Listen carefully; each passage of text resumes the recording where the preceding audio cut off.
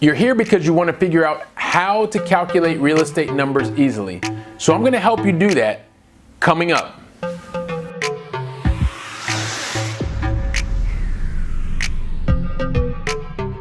Hi there, it's Billy Keels, and I'm back once again to share some tips and strategies with you that are going to help you to go out and make more money.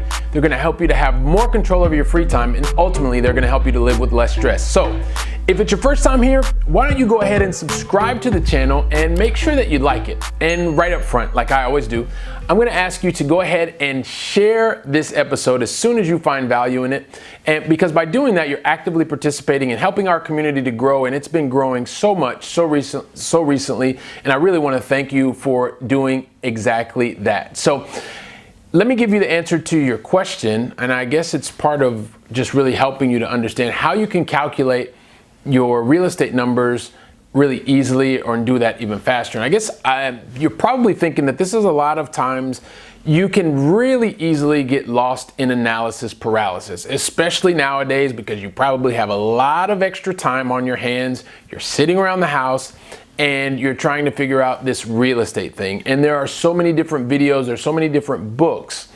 But what we want to do here is help you to get to the absolute basics, right? It's like learning a new language. Once you can build a solid foundation, then you can get into the more difficult, complex constructions and all of that kind of stuff. But today, let's keep it super simple.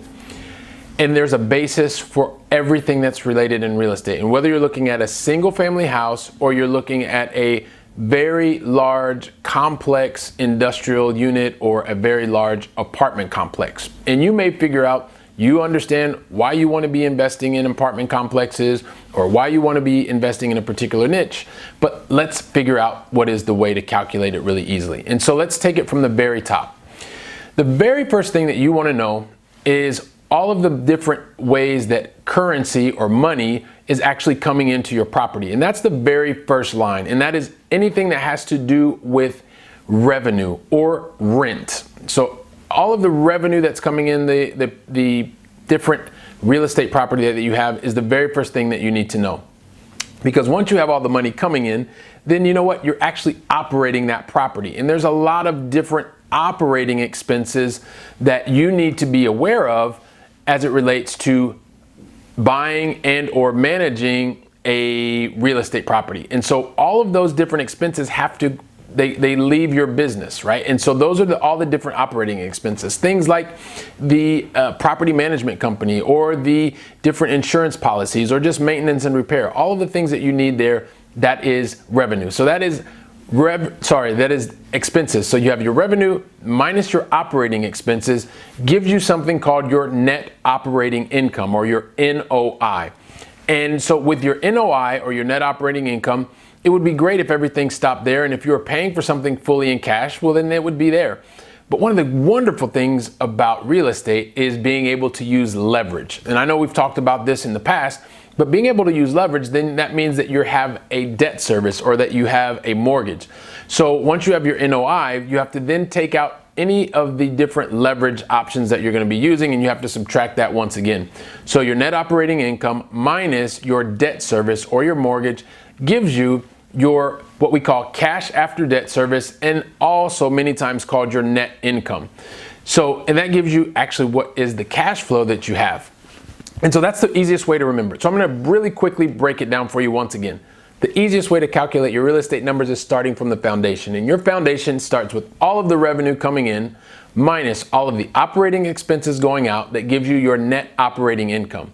From there, if you've taken out leverage from a bank, then you want to once again subtract your debt service or mortgage, and that gives you your net income or cash after debt service. So that's the simplest way to do it. That's the easiest way to start understanding your numbers and calculating everything from there. So that is going to help you to get unstuck so that you can start moving forward faster. And it's one of the things that I actually learned early on as I was working my corporate job and then getting started looking at and analyzing properties was this exact formula. So in the same way that I'm sharing that formula with you, I'd also like to, for those of you who are probably corporate warriors and you're in sales and you want to do a lot of different things, you like what you do during the day, at the same time you want your money to be working harder for you, I've been able to do that, and I'm happy to share that with you in a free ebook That is the PLTO Secrets.